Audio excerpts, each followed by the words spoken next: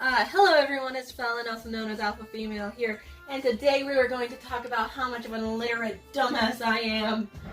Not really, but I would like to mention that I didn't realize planes, as in dimensions, were spelt like the plane, like an aeroplane.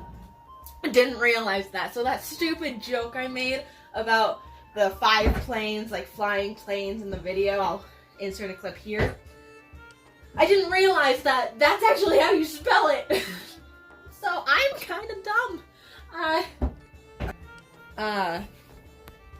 Yeah, I'm kind of stupid like that. I am not the brightest color in the box. So yeah. Instead of talking about how stupid I am with words, I already have a video about that on my channel.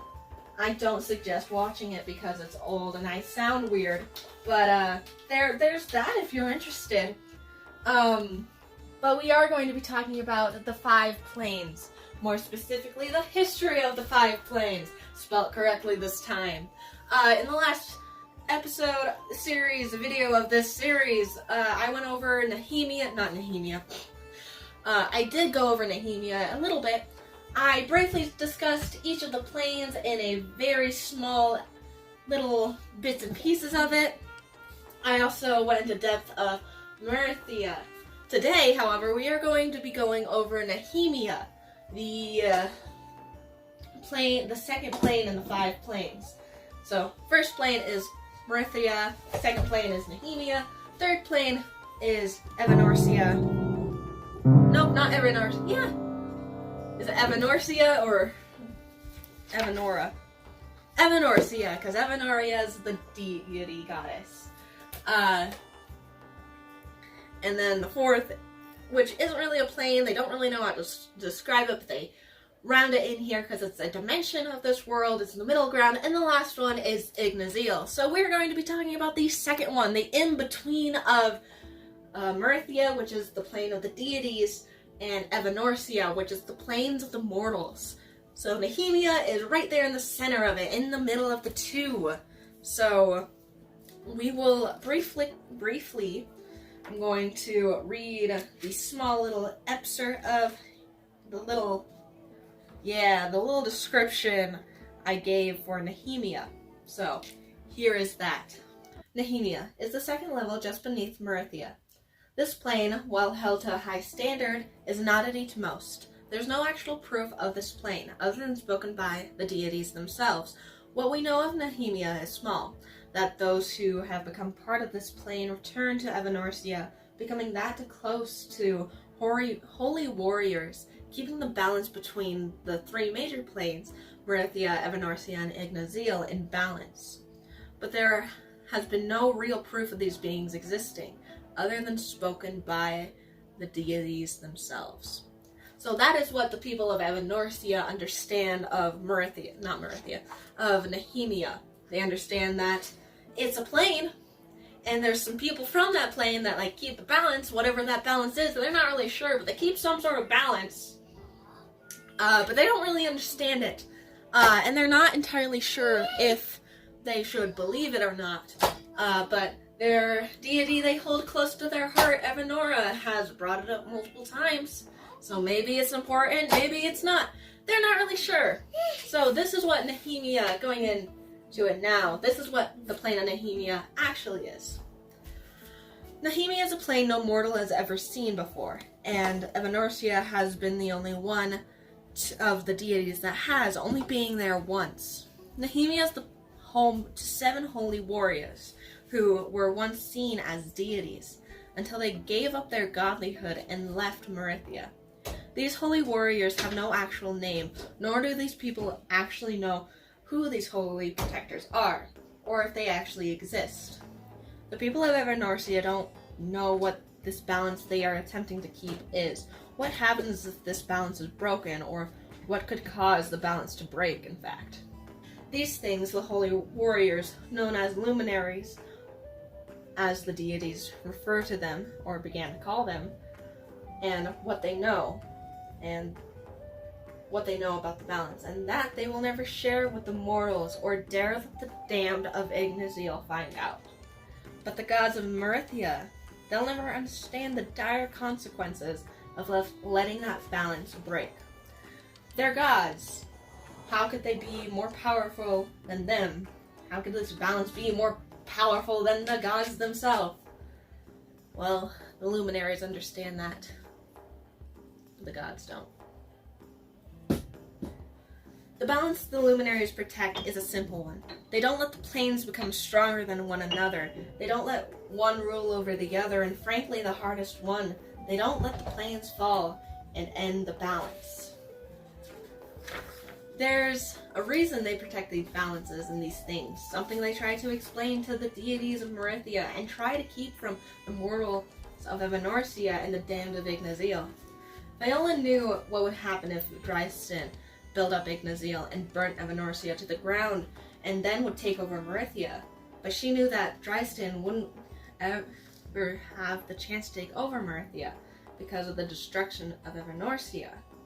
His plan would unfortunately fail if he burnt Evanorcia to the ground before he took Meritha over, and vice versa.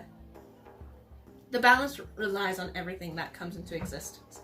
It doesn't matter if it comes in at the beginning or is brand new to the timeline of Evanorcia or of any of the planes. In fact, as soon as it hits existence, it can affect the balance. The balance is as fragile as a premature newborn baby. If someone as much sneezes or gets another person sick and they die, it can affect the balance. But unfortunately, minor things like these things can easily fix itself over time. It doesn't need someone to be like, oh, bless you, and protect someone by saying bless you when they sneeze. It's not that fragile. But these minor things can add up one after the next, becoming a major thing. Two people sneezing might not be a huge thing, and it actually wouldn't affect the balance. But minor things such as one or two people dying at the hands of an Ignazil, of those damned to Ignazil, that can start to affect and get the ball rolling to throw the balance off. If too many of these minor things happen, it can become a major thing, or allow a major event to happen. To prevent too many minor events from happening, Luminaries are vigilant to prevent these things.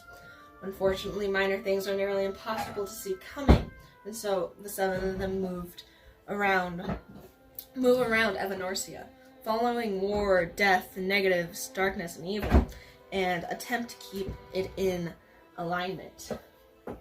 But not to get rid of it completely, because of its existence. Removing this wrong ways or these abrupt things and removing these negative effects can have a negative effect itself in throwing the balance out. So instead, they either counter the evilness so that there is good and evil, or evil and good sometimes. They balance it so it's a perfectly weighed, scaled thing.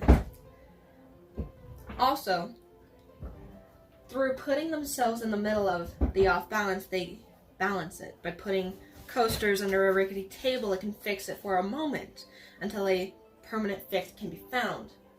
Saying, giving your condolences at a funeral can prevent a psychopath from emerging, sort of thing. A minor fix to a temporary fix to a bigger thing until they can figure out what the bigger solution is. These permanent fixes can be found, let that be through ending a war, killing a man, sentencing a woman to the middle ground, or even challenging the divine's authority to get them to step in. Now, if the balance is destroyed and one of the planes is to be destroyed, any of them, if any of the planes were destroyed, you get the gist. Any of the planes. I wrote that really weird. Okay. If any of the planes to be destroyed or taken control of by another plane, like Dryston wished to do to Evanorcia and Meritha, the rest of the planes would crumble and fall. The planes would balance on the planes balance on one another to stay alive and to thrive. And when one falls, so will the others. When one gets stronger, the other planes will get weaker. If power and weakness is not equally spread and dispersed, the balance is unbalanced. And when one gets weaker than the others, the balance is off. And the pressure is put on that off balance. Like a rickety table. If you break and fall, all the planes will break and fall. If you break one leg off of a table, you're not going to have a balanced table. And if you put a cup on the corner of the table without a leg, the cup is going to fall, and the table will probably fall as well.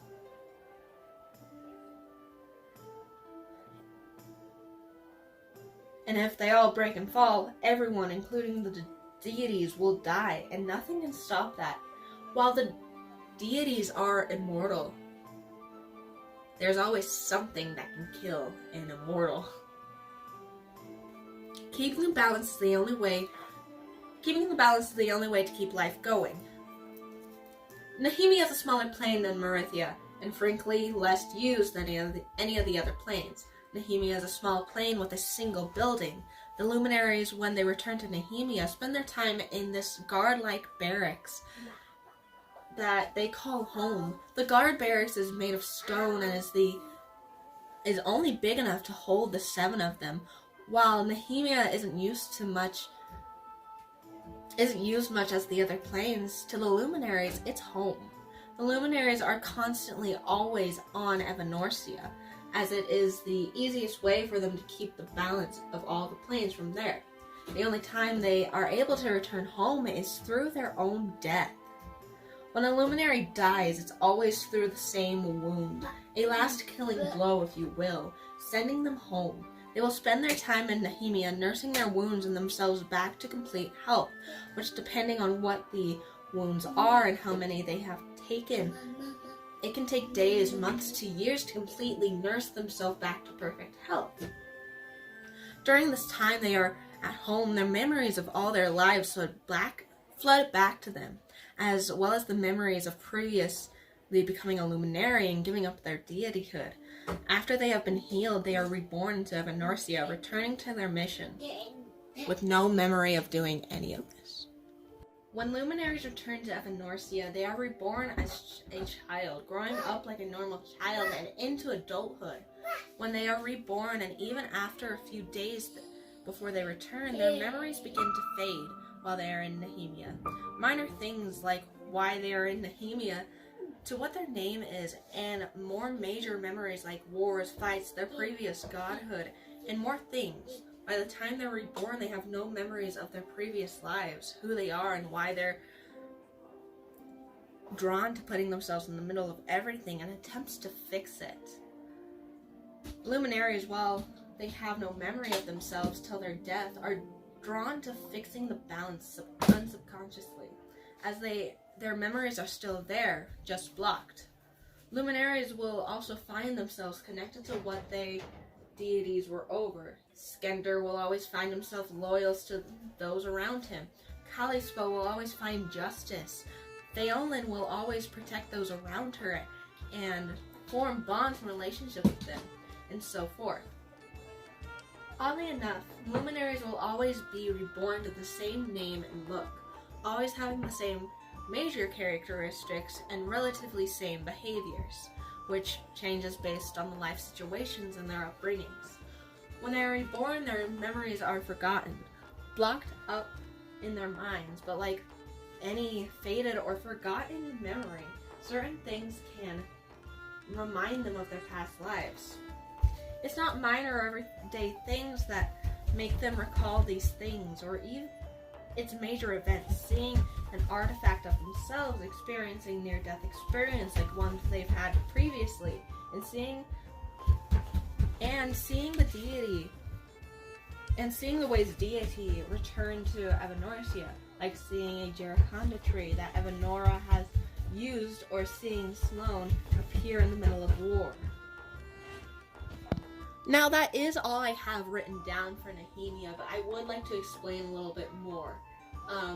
As I said, the luminaries don't remember anything of their past lives when they return to Evanorcia. But they are drawn to doing certain things, like you can be drawn to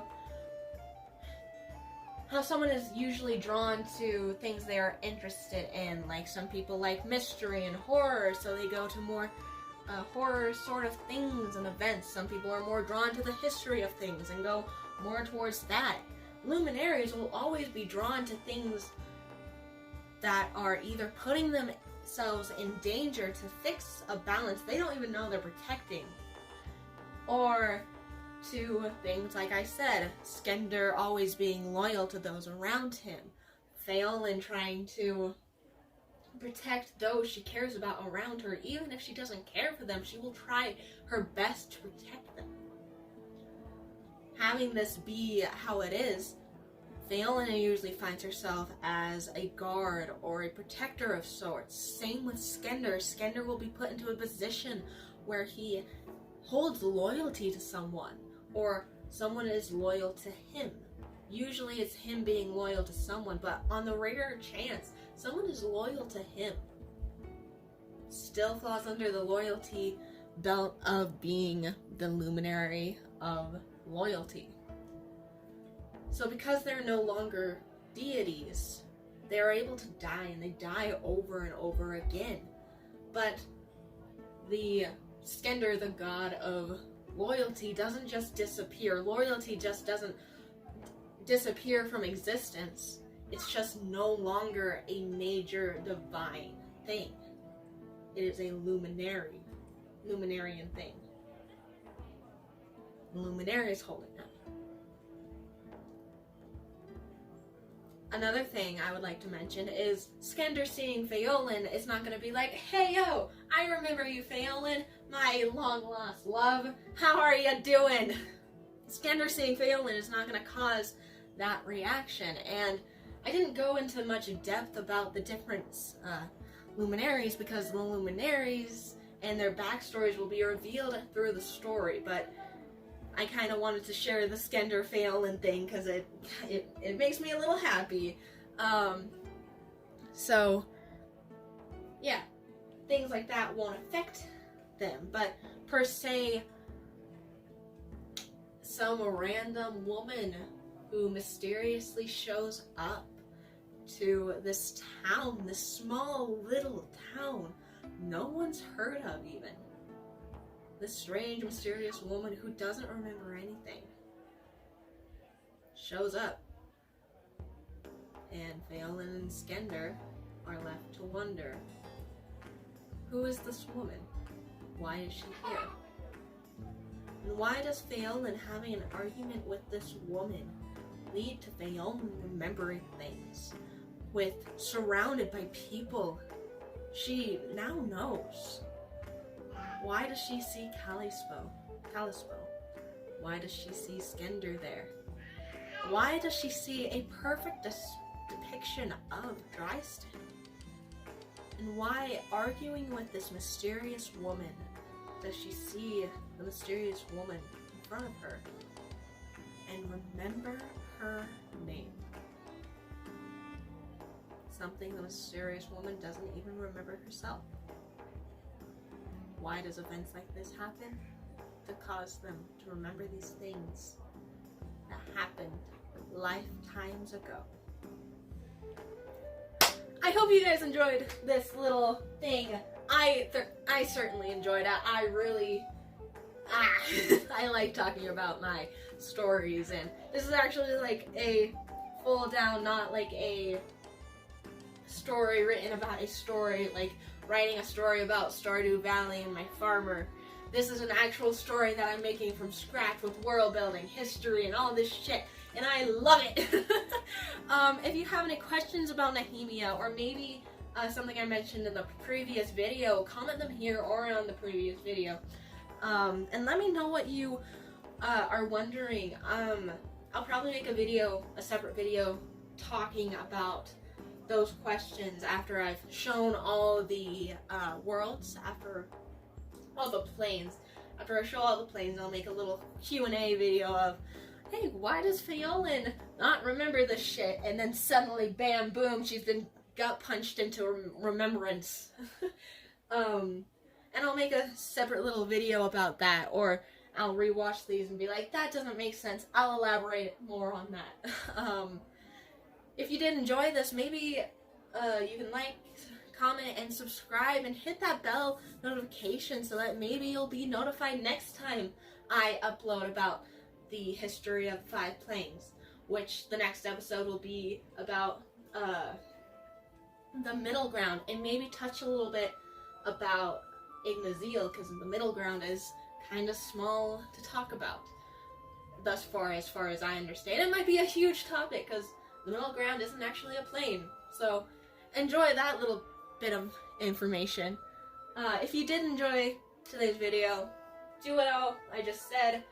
If you're not interested in hearing me ramble on and just want to like read what I say about these things, or just look at the drawings I make, you can head over to my Instagram. It's _alpha_female_wolf_ with way too many underscores.